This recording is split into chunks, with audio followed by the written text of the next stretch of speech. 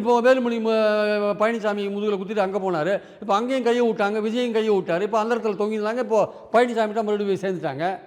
So இதெல்லாம் வந்து பாலிடிக்ஸில் வந்து நம்ம சொல்ல முடியாது. நாளைக்கு என்ன அப்ப நடக்கும் இப்ப நீங்க என்ன சொல்ல வரீங்கன்னா, இதெல்லாம் பாலிடிக்ஸ்ல சகஜம்னா, இப்ப இந்த கட்சியில இருந்து ராஜினாமா பண்ணிட்டு போய் அங்க சேர்றது பாலிடிக்ஸ்ல சகஜம்னு சொல்லுவாங்க. அப்படி கிடையாது, அது என்ன அப்படி சார்? கிடையாது. இது சகஜம்னா அதுவும் சகஜம் தானே? அங்கதான் வித்தியாசம் இது இருக்கு. பாலிடிக்ஸ்னா அதுவும் பாலிடிக்ஸ் தானே? அங்க வித்தியாசம் இருக்கு. அங்க வந்து நீங்க ரிசைன் பண்ணிட்டு போய் சேர வேண்டிய அவசியம் இல்லை. ரிசைன் பண்ணிட்டு நீங்க வந்து ஏன் போறீங்க? உங்களால இப்போ போன ஆன்டி டிஃபெக்ஷனல் ஆள நீங்க மாட்டிப்பீங்கன்ட்டு ரிசைன் பண்ணிட்டு போறீங்க. ஒரு கட்சியா நீங்க போன ஒரு 32 பேர் போயிருந்தாங்கன்னா கூட பிரச்சனை இருக்காதுங்க. சரி, ஒரு கட்சி பிளவுபட்டு போகுதுன்னு கூட நீங்க வச்சுக்கலாம். அவங்க தாவேக்கால சேர்ந்த பதவியில போகணும்னு அதாவது வந்து ஆசைப்பட்டாங்க. நான் வந்து தனிப்பட்ட திமுக கூட்டணியோட நின்னு அவங்க கூட்டணிக்காக நின்னு ஓட்டு வாங்கிட்டு அங்க போய் சப்போர்ட் பண்றது ஒரு பாலிடிக்ஸ்னா இதுவும் ஒரு பாலிடிக்ஸ் தானே? இப்ப எனக்கு கிடைத்த வாக்குகள் வந்துட்டு எனக்கு திமுக கட்சியில நான் இருந்ததுனால கூட வாக்குகள் எனக்கு கிடைச்சிருக்கலாம். அதிமுகவை பொறுத்த மட்டும் அவங்க திமுக எதிர்த்து தான் களமாடினாங்க. திமுக ஆட்சிக்கு வரக்கூடாதுன்னு தான் களமாடினாங்க.